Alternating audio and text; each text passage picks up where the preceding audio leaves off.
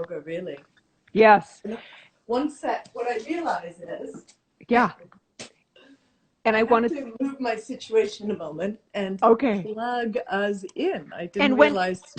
no problem. When Kia's doing that, I just want to tell everyone, Radiant Body Yoga that Kia created, the elements of it are transformational possibilities, Kundalini Yoga, the challenging and technical precision of Ashtanga and Iyengar Yoga, and the power of prayer, mantra, and meditation. It is so important for our time right now, because the only way I think forward, and Kia will continue to give me her perspective, is to go within first, and then to bring it out into the world. And this is what incredible teachers, like Kia Miller, are helping guide us all to. And we need this so much right now. I'm so excited. Okay, Kia's back. Woohoo! She's all plugged up.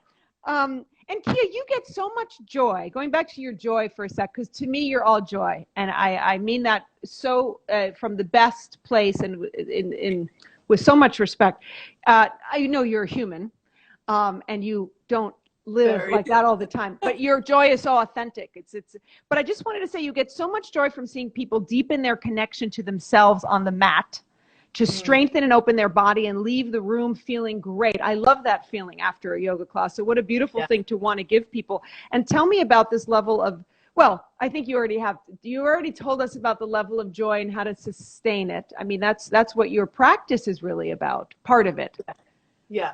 Yeah. Yeah. Well, it's just, see, this is the opportunity for all of us right now.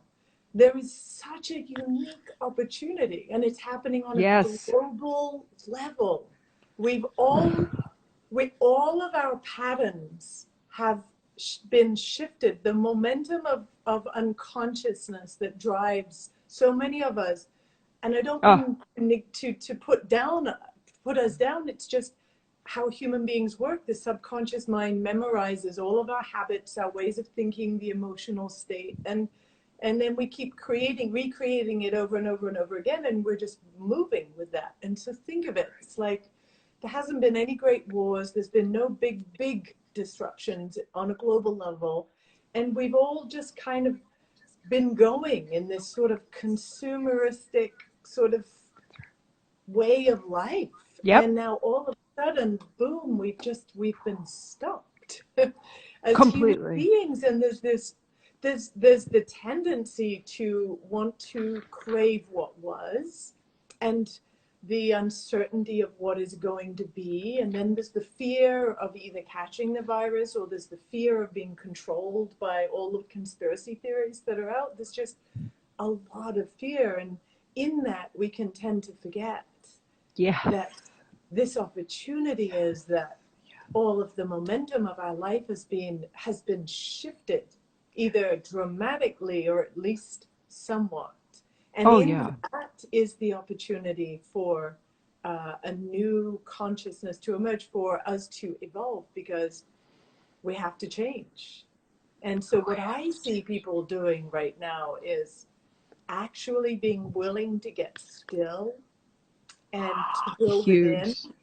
Oh boy, honey, we got to talk about that, girlfriend. Oh, you're killing me. And just start that process of inner refinement, because the yogic promise, and I've seen it over and over and over again with people, the yogic promise is that we are living to just a fraction of what's possible, and there is so much joy to be had in this human experience, and there's so much creativity and so much potential, and that we're actually just living to a fraction of that. So here's our opportunity, right? Yes. I told you, just bring me joy, Kia. So this is real. Yes, but it's so deep and beautiful what you're saying, and that's what it is. That's what it is, just right in the nucleus of all of this. I mean, I'm in the, New York City. You watch the news, who the hell wants to come to New York? Although those of us are doing fine and thriving, and they're amidst all of the horror stories that are going on, we can't forget. But then there's the hope of transformation, the hope of integration, the hope of community more, the hope of that we're going to care more about each other. Oh my God. Yeah. Exactly. Well said. Yeah, well, it's what you're Exactly. saying is just so huge, and Kiel, I was just thinking, could you talk to me about why self inquiry? Because we're talking about that. I mean, change starts within, as I think Gandhi said, or Hmm. whoever, whatever great master said.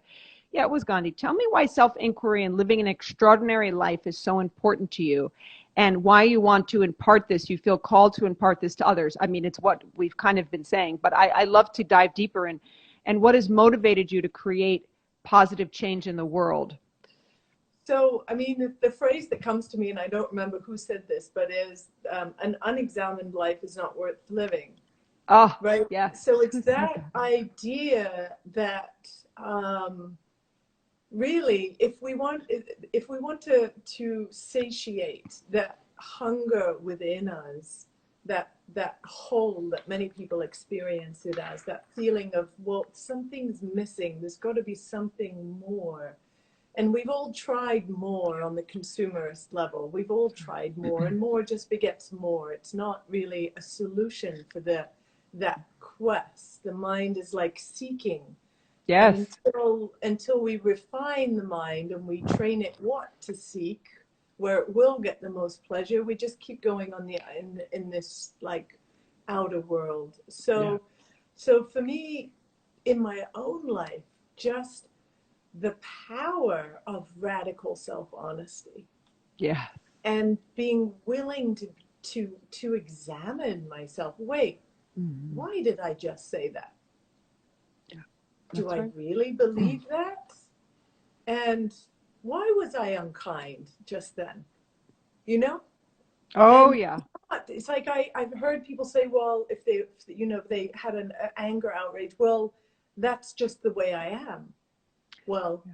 okay, but why are you taking that as a life sentence, or why are you hiding behind the idea that that's just the way you are? Because That's right. That's all right. modern science is reflecting what the yoga tradition has said for thousands of years, that everything is in a constant state of flux and change. And if we're gripping onto old traumas or old beliefs or old thoughts or just this thick conditioned way of living, Mm. then we're not even accessing a fraction of the beauty of life or the Oh, miracle of life or the possibility of life. So my investment is in providing situations or um, classes or just ways that people can actually discover that within themselves, because we're unstoppable when we we are. start to feel that, right? That's right. That's right. Oh, we are. Kia, and it's like you were saying, and it makes me think of so many people who have said this over the years of that we're just using a fraction of our brain, even. I mean, Yeah, just experiencing a fraction of ourselves and experiencing a fraction of the joy and just a fraction of our brain. I don't have the percentage, but Guru yeah, Singh has says I've heard him say that in many lectures, and just wow, you know that just kind of stops me every time I yeah. hear someone speak about it, like you just did. It's like God, we are limitless, and what We we are, can achieve. yeah, yeah. And what it requires is a willingness to be uncomfortable, because the moment we start to pay attention to the way we're thinking and we start to ask the question, why am I thinking that way? Uh, it's not always very pleasant what we see. And the trick is just Oh, not personalize it, right? We can't, yes, it's thank just you. a learned pattern. It's a learned emotion. It's an emotional response that served us at one point. And just for me, at least, once I started meditating and this kind of process of self-reflection, I learned what true compassion is. I used to think I had compassion, but I didn't. Not until I had to sit and really experience the human condition, the self doubt, the judgment, the internal chaos, the negativity, the blame shame game, all of it. I had to just witness all the levels of that in myself, and be willing to be compassionate for the human condition and understand, you know, that I could move through that. You know, thank you for saying this, because it touches on what you said before that I wanted to get back to: deep dives, taking deep dives within, into ourselves, self-inquiry. I've been going the dark night of the soul for some people. I've been going through some major deep dives in the last couple of months, starting around the time of the pandemic, and as you were just saying,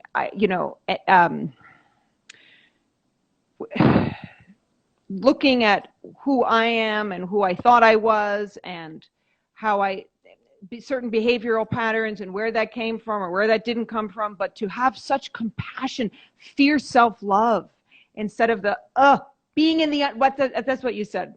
When that uncomfortable, those incredibly uncomfortable feelings start to come up sometimes during self-inquiry or deep dives, to just hold on, I have to the love, is what you're saying. And how you know, the only way to it is through it, you know, and it's, we have to do that work, and you make it just joyful for me.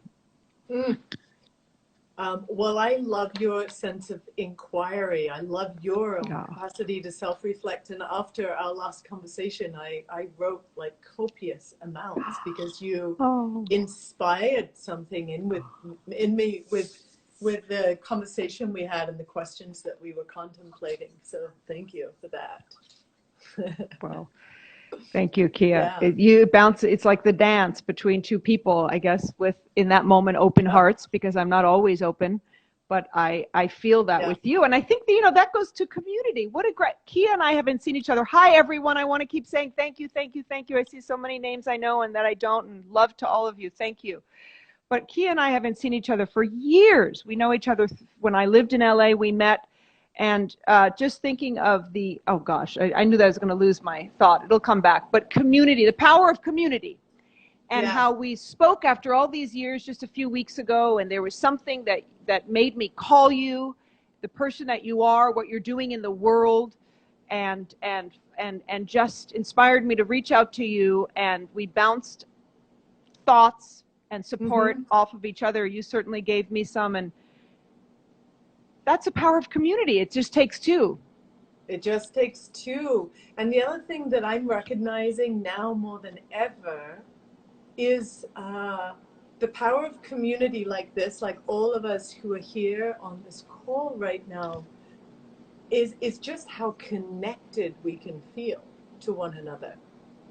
It's just, again, this speaks to a greater understanding of what life is. And whether you want to call it, we're connecting through the unified field, as the quantum physicists call it, or the great cosmic womb, as yoga calls it. But there is this unifying, subtle consciousness of which we are all part of. And when we tap in this way, we're able, what I find is able to catch that thread, that invisible thread, where all of our hearts are in this giant like web right now.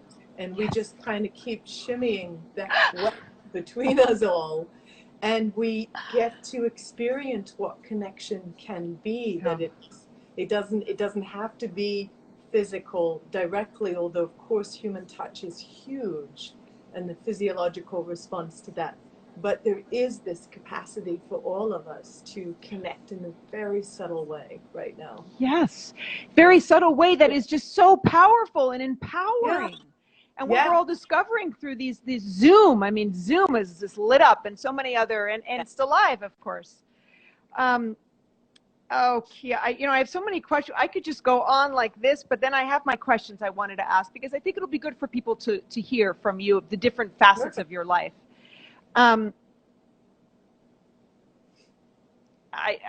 Your practice and hence classes focuses on breath, alignment, and the interconnection between mind, body, and spirit. Why do these elements together create a transformational environment? Well, if you feel like you've addressed that, I think you have. I just want to ask my question. I do. I'm a little glued to certain things. Well, I would. Oh, yes. Please go I was on. just going to say, I would just reiterate that because as human beings, we are more than just a physical body. We are a physical body. We are energy body. Yes. We are a mental, emotional Yes. body. We are a bliss Yes. body. Yes. If a practice is not working on all of those, how can we reach the true meaning of yoga, an integrated state? So we want to be doing something that works on all these different levels of our being.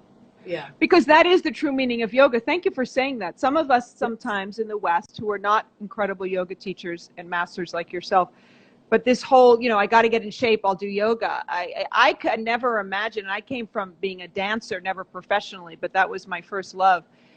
I was drawn to yoga because of the breath, and it wasn't about staying in shape. You and I are basically lean types. We're very blessed that way. So I never had a weight problem, but it was just the breath. It was just opened my mind up. And I'm in shape, great, but it wasn't so much I got to get in shape and not breathe and that is not what yoga is about. Right. Right. Well, that's what I would say it's not about. I mean, and some people like to muscle to power yoga, and I guess that's okay. But like you said, the original meaning of yoga, right? That's yoga. That's so great.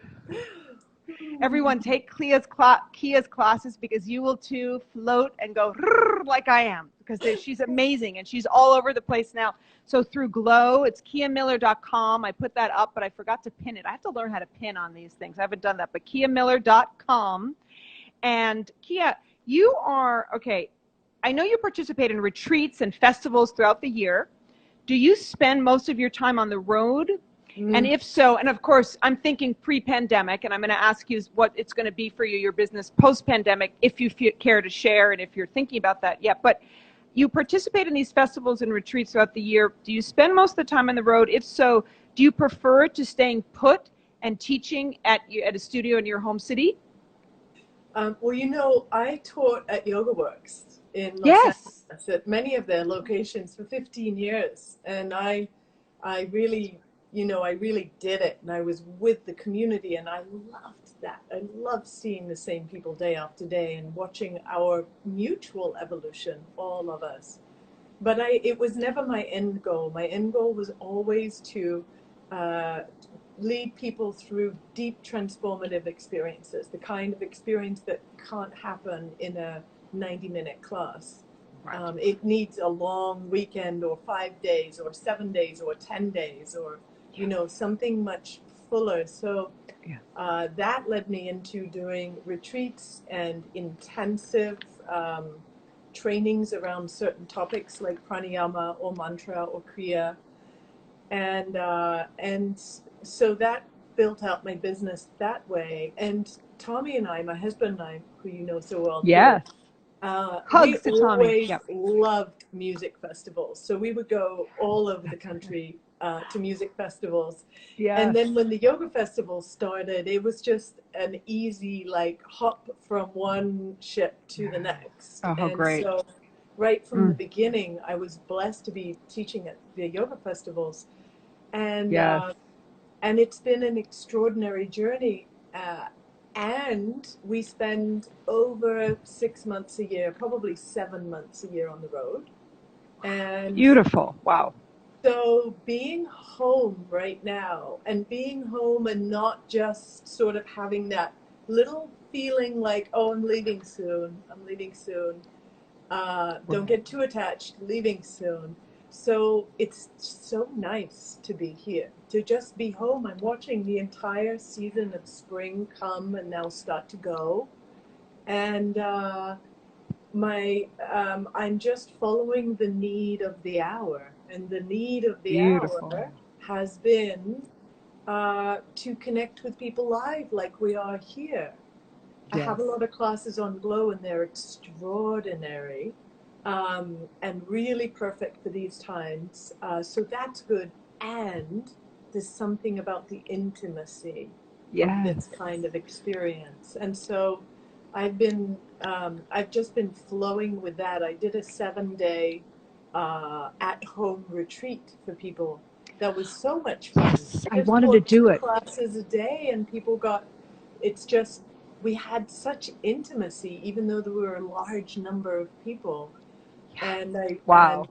so I just recognize that this is the need of the hour, and who knows what it manifests into. But I think that's part of all of us, to find that flow where we really can serve what wants to emerge right now, as opposed to resisting and trying to cling to what was. And Yes. interestingly, I've had to cancel everything pretty much through, at least through the end of the summer. And it feels Wow. amazing. I'm like, wow, okay. So What time feels to amazing, create Kia? anew, to Oh, actually it have feels. canceled all my events all the way through the summer. It's just, it's opened up a whole new world of possibility. And I've been able to really deepen my own meditation practice. Wow. It's not my shorter on the road version, which tends to Right. dominate because I'm on the Of road so course. much. Yeah. Now it's like hours and hours of Oh, luxurious still oh, practice, because I'm living on top of a mountain and oh, it's quiet and I so don't have so anywhere to beautiful. go. Oh, how, and you travel with your husband, right? Yeah, I'm not asking any obviously person, Mhm. but do you both travel a lot? Yeah, which is so, what a blessed life. Because so many people have to travel for work and they can't necessarily be with their life partners, their husband, their spouses. Right. And then, so then that makes me want to ask you, so you're home, and so I assume your partner is home too, your husband more. Well, obviously, we're all home. My Yes. point is that, I mean, are you both finding that adjustment? You're clearly always used to being around each other through work and personal life and weaving that, but that must be incredible to go through this deepening of practices now based more at home again, right? I mean, has Yeah. that been a Yeah. fluid? Okay. Yeah. Yeah. It's Oh, so nice. wonderful. Yeah. Oh, Mm-hmm. um, Kia, Mm. I wanted to ask you, yes, you spoke about Glow because I know you participate with the classes. You can find Kia's classes through Glow. Go to kiamiller.com, though, because everything is on her website, her lists of everything coming up. And I love how you were talking about, post-pandemic and how this time of being home for you, since you're so much on the road, is making you see how it can deepen your practice at home. And maybe you'll see how that influences when we are not having to, stay at home so much. Yeah. Um, I don't want to ask my guests, including you, darling, too much about your business plans post-pandemic, because I think that's for you to alert the public when you're ready to. But it's everyone just can follow online and know what Kia will be doing. And Kia, I wanted to tell you, I wanted to ask you. Let's see. Well, I wanted to touch a little bit on your. I just have to mindful of the time because I can talk to you for hours. Okay, we're okay. 6:38. So we have about 10, Uh, 10, we're maybe, good. maybe. Okay, good. Yeah. Kia, I wanted to touch on also your cleansing. It's so much a part of I your program. I mean, which I makes sense to me quickly with from my background. I was raised with a macrobiotic health food nut of a mother who also loved to do yoga and exercise classes in Manhattan when I was a kid. So she was ahead of her time. But I mean, So the good. power of, and people sometimes, and I think it's good for people to hear this from you. It's not just yoga, which encompasses so much, the asanas and the kriyas and the pash. But then what are we putting into our bodies? And you have a whole cleanse program. Yeah, food has always been a big thing for me. So cleansing, I started cleansing about 15 years ago. And at first I did it because I was having digestive stomach issues. But then what I recognized so powerfully about cleansing is that it cleanses the emotional and mental bodies as you're cleansing the physical body. Yeah. So you get so pristinely clear. The intuitive Wow. self is so online when you're cleansing. And so that's what I started to investigate more with the kinds of cleanses I was doing, and then just noting which foods would take me out of that alignment with the sort of clarity of the intuitive voice, and that feeling of high energy that I think we all crave in our bodies, and just figuring out how to eat and align in such a way that I have the energy when I need it. Oh yeah. So for me, cleansing twice a year in the spring and the fall is just, it just happens Yep. every year. Yeah. I It's so tried a water wonderful. fast for 5 days once also, which was really interesting and fun. I enjoyed it. Um, A but 5-day fast, you said, that you 5 day found water interesting? Yeah. fast, that was, yeah. Wow. Yeah.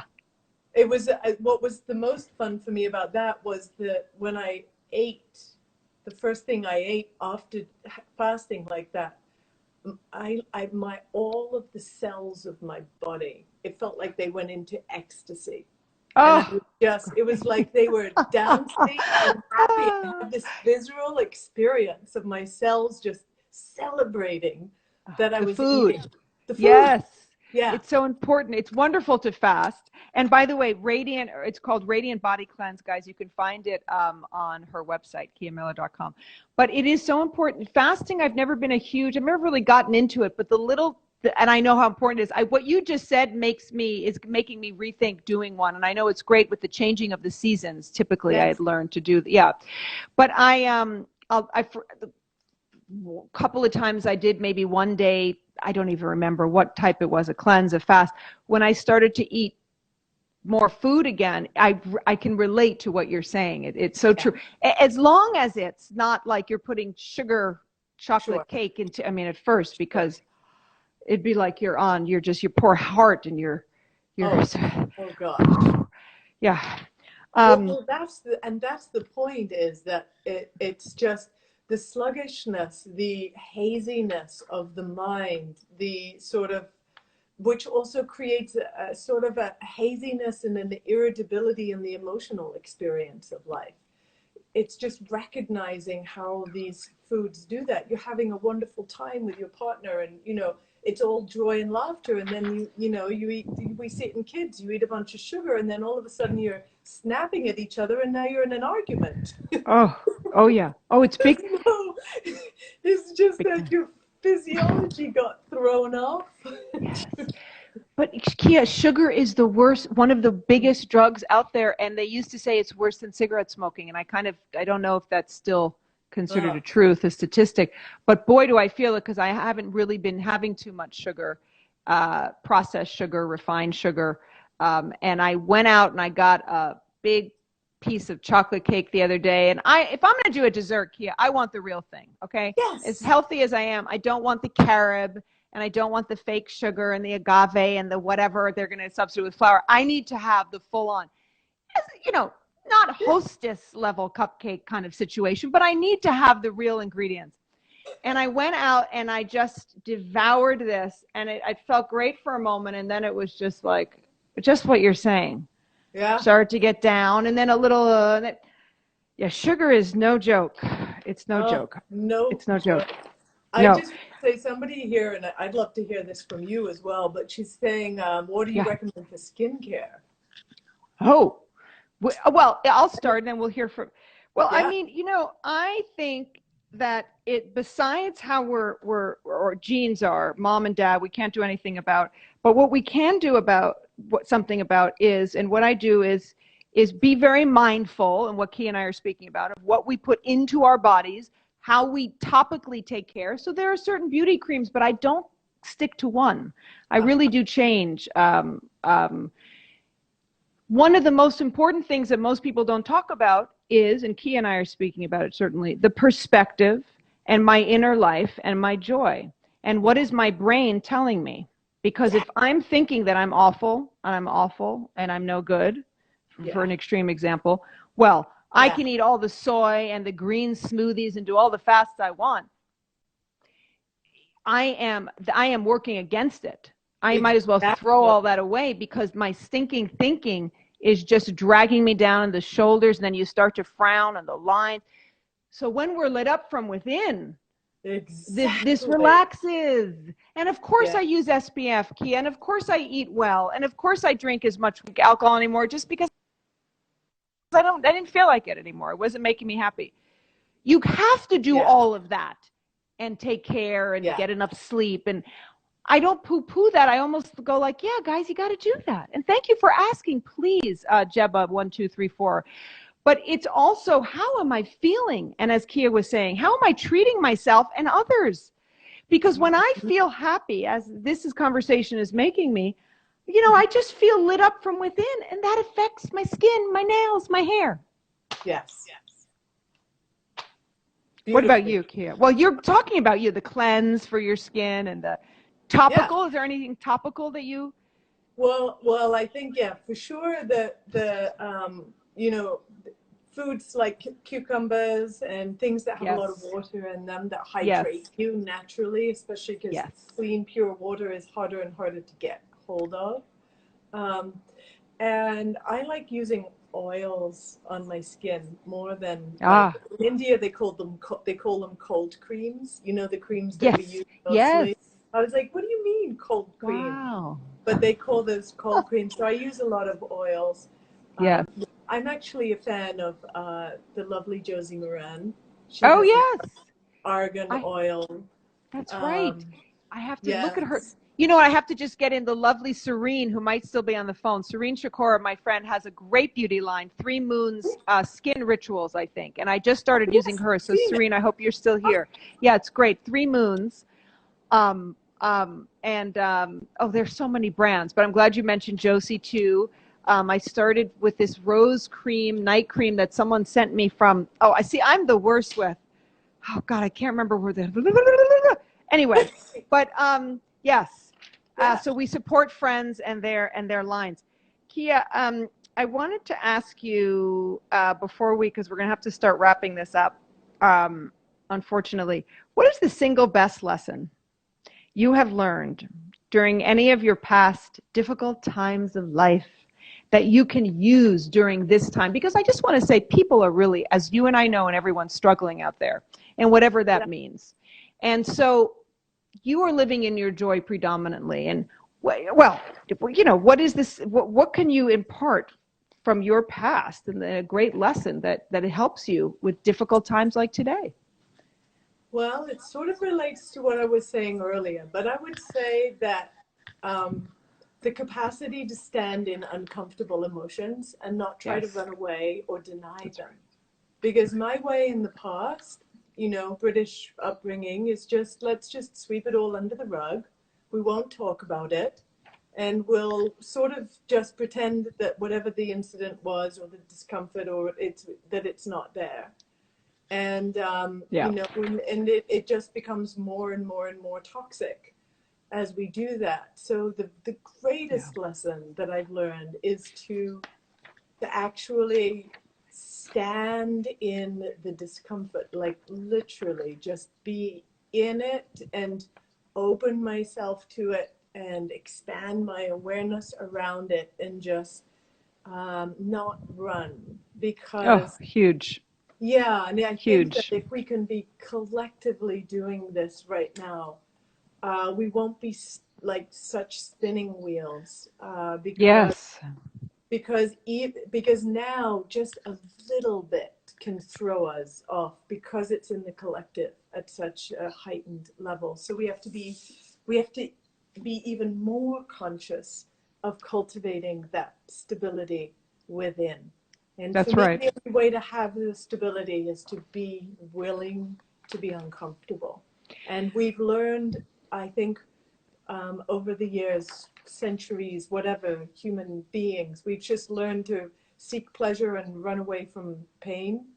And the mind is sort of wired that way. And so just that tapas, if you like, we call it in yoga tapas, that sort of self-discipline to just step into the fire. Yes. Be willing. I think that's, for me, that's the way. I'm so happy I asked you that, so that led you to say what you just said, because it bears repeating, and you went into it even in a different way. And that's so to be okay in one's own discomfort. Yeah. And let that and have hopefully a spiritual practice, clearly, which Kia has so many and offers to people to help you go through it. So as we wrap up, Ms. Kia Miller, I have my rapid fire questions. So let's see, Kia Miller. Oh, this doesn't really apply to you. I keep forgetting with my West Coast guests. we have a great tradition here, the 7 p.m. bell. Oh. Which goes because everyone, it's like suddenly I feel like we're in, I was a big Star Wars fan, Return of the Jedi with the little Ewok village, and there was a beautiful community of village of people and Ewoks in the forest. And believe it or not, this is how I feel in New York City now during this pandemic at 7 p.m. because all the bells, everyone is ringing something, even on a pot or pan. It's so beautiful. And why are they doing that? For the frontline workers and the nurses and the delivery people and the service people who are putting their lives on the line for us every single day. I think they're doing it in London, Kia, because I saw Christiane Amanpour, who I love, that journalist, was walking in London knocking on pots. So it must be, or she's carrying the New York tradition. But you guys don't have it in LA. We don't have it. I can just see Moose on here right now. He's a Moose. person. Hey, Moose. No, we don't have that. Yes. But it's again, just, isn't it just such a representation of the human spirit and how we're there for each other, and we want to let each other know how there we are. Yes.